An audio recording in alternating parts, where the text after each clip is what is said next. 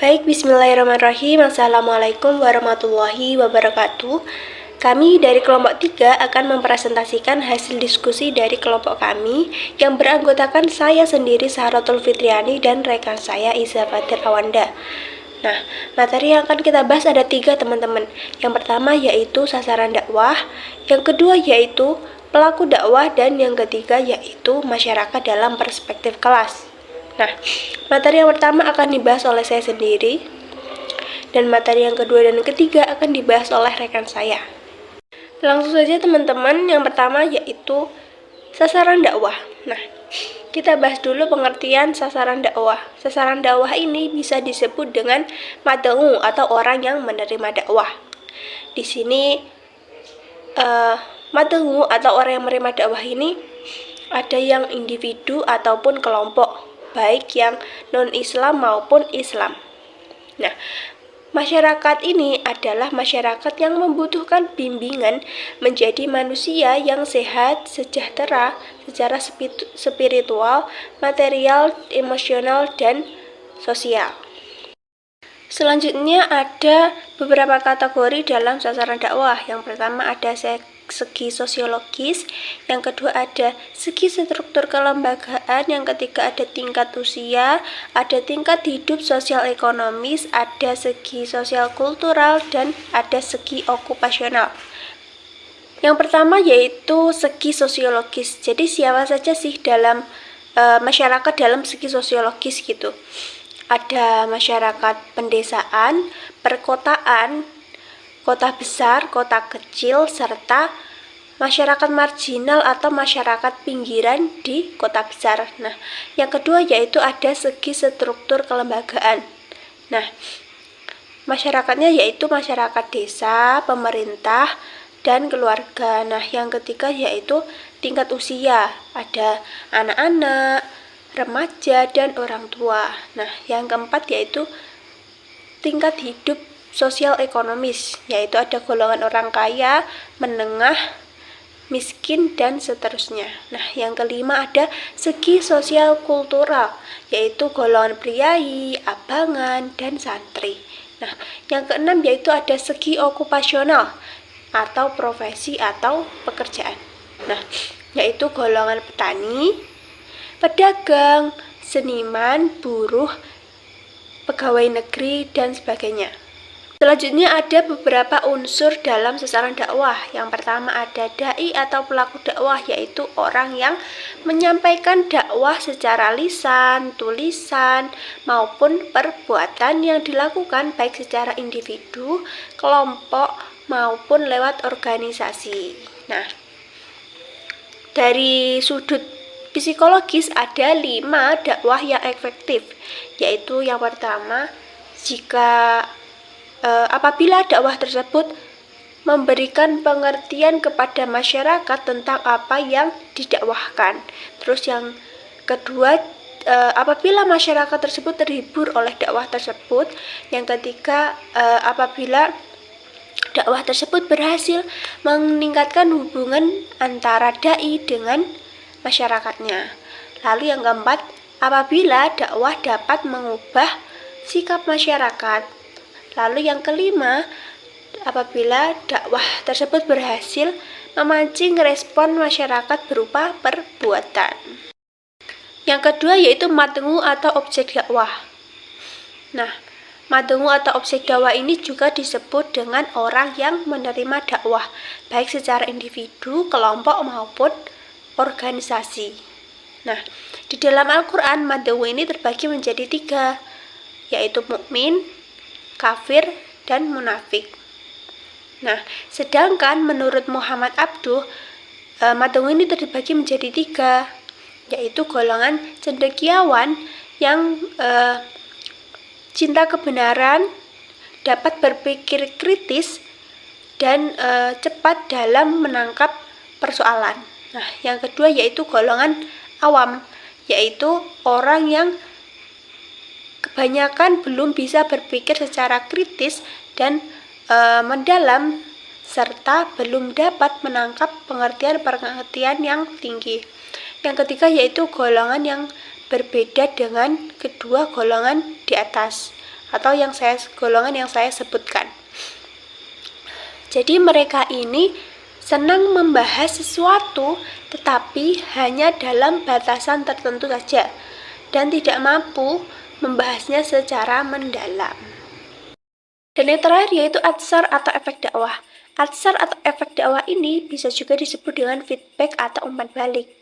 Nah, atsar ini juga bisa disebut dengan hasil yang dicapai dari proses dakwah yang dilakukan oleh seorang dai. Atsar ini adalah hal yang sangat penting karena atsar ini menunjukkan bahwa dalam menyampaikan dakwah tersebut seorang dai ini berhasil atau gagal. Nah, apabila gagal maka strategi dakwah yang dilakukan oleh seorang dai bisa dilakukan pembaruan. Seperti itu. Dan materi yang selanjutnya akan disampaikan oleh rekan saya Iza. Selanjutnya adalah pelaku dakwah. Pelaku dakwah adalah orang yang berkeinginan menyebarluaskan dan memperkuat syariat Islam, mengerti tentang hukum syariat dan hukum-hukum Islam, dan paham terhadap ilmu dakwah. Umumnya pelaku dakwah disebut dai. Seorang dai juga tidak hanya menjelaskan syariat-syariat Islam dan segala hal yang mengenai peribadatan saja, tetapi membahas juga hal-hal yang berhubungan dengan masalah sosial secara umum. Masyarakat dalam perspektif kelas. Masyarakat dalam perspektif kelas ini dibagi menjadi tiga. Yang pertama adalah masyarakat kelas bawah, yang kedua adalah masyarakat kelas menengah, dan yang ketiga adalah masyarakat kelas atas. Oke, yang pertama adalah penjelasan dari masyarakat kelas bawah. Masyarakat dari kelas bawah adalah sasaran dakwah sekaligus masalah dakwah bagi masyarakat kelas bawah adalah persoalan kesejahteraan, pangan, dan pendidikan.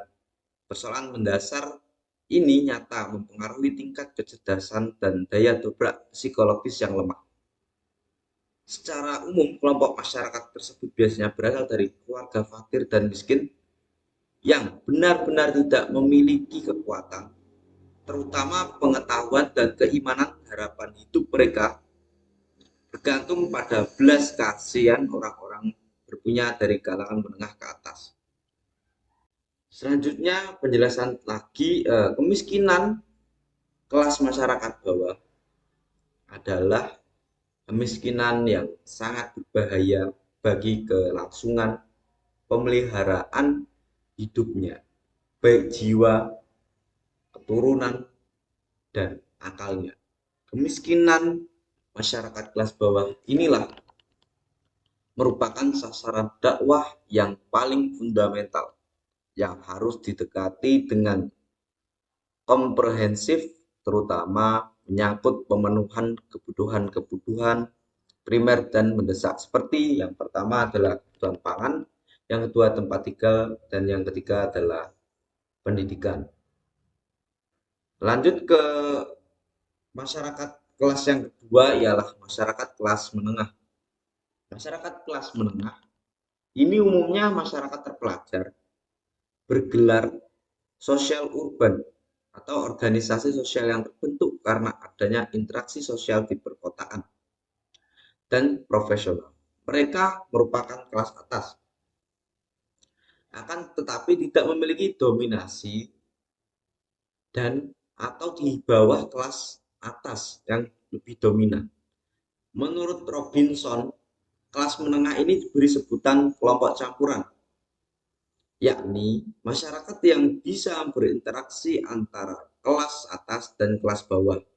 Menurut sejarawan Muslim Aizumardi Azro, memberi batasan seorang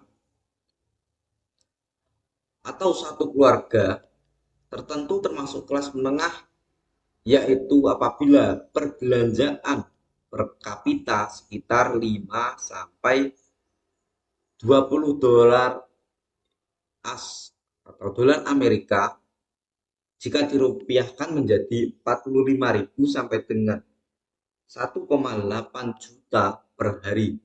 Apabila pendapatannya kurang dari itu, maka itu termasuk masyarakat kelas bawah. Dan yang terakhir adalah masyarakat kelas atas. Masyarakat kelas atas merupakan masyarakat yang merasakan kenikmatan hidup lebih dari cukup, bahkan secara materi. Masyarakat kelas atas ini berlimpah, memiliki kedudukan yang tinggi, fasilitas lengkap, dan kelompok yang paling banyak menikmati kue pembangunan serta akses hidup yang luas. Mereka biasanya tinggal di lokasi perkotaan, perumahan elit, dan jarang berinteraksi dengan masyarakat kebanyakan. Pada kelompok ini, masyarakat elitis atau masyarakat elit demikian banyak kekosongan di dirinya. Dirinya diisi oleh dengan makanan dan segala fasilitas dunia yang memukau. Style hidup masyarakat kelas atas ini ternyata menyimpan kelemahan sangat mendasar dalam persoalan rohani dan emosi. Problemnya tidak sampai sini karena jalan yang ditempuh ternyata banyak menggunakan pendekatan gaya hidup instan dan materialistis, seperti lari pada obat-obatan terlarang tentunya, dan mengunjungi klinik-klinik sebagai bagian dari hidup. Klinik-klinik itu bisa juga disebut kayak seperti praktek-praktek dukun atau ya segala ilmu paranormal yang itu berseberangan dengan ajaran Islam dan berpenampilan serba instan dan cenderung kebarat-baratan atau westernisme.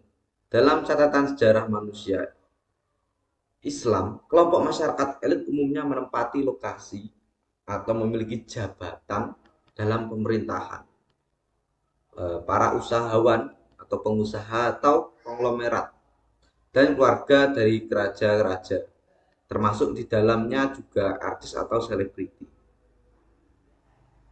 Kesimpulannya, dakwah adalah upaya menyampaikan ajaran Islam kepada masyarakat dengan beberapa metode dan media. Sasaran dakwah mencakup semua lapisan masyarakat, baik muslim maupun non-muslim, dengan kategori berdasarkan aspek sosiologis, ekonomi, budaya, dan profesi. Pelaku dakwah atau dai harus memiliki pemahaman syariat Islam yang baik serta mampu menyampaikan pesan dengan cara yang efektif. Materi dakwah harus relevan dengan kebutuhan masyarakat dan bersumber dari Al-Quran dan hadis. Media dakwah dapat berupa lisan, tulisan, atau audiovisual, maupun perbuatan nyata yang mencerminkan nilai-nilai Islam. Masyarakat dikategorikan berdasarkan kelas sosial, kelas bawah yang menghadapi tantangan kemiskinan dan pendidikan, kelas menengah yang lebih berpendidikan, dan kelas atas yang cenderung materialistis dan menghadapi tantangan spiritual dengan menggunakan klinik-klinik seperti yang tadi saya ucapkan. Pendekatan dakwah harus lebih sesuai dengan kondisi masing-masing agar asar atau efek dakwah sangat penting untuk dianalisis agar strategi dakwah dapat terus diperbaiki demi mencapai hasil yang lebih baik.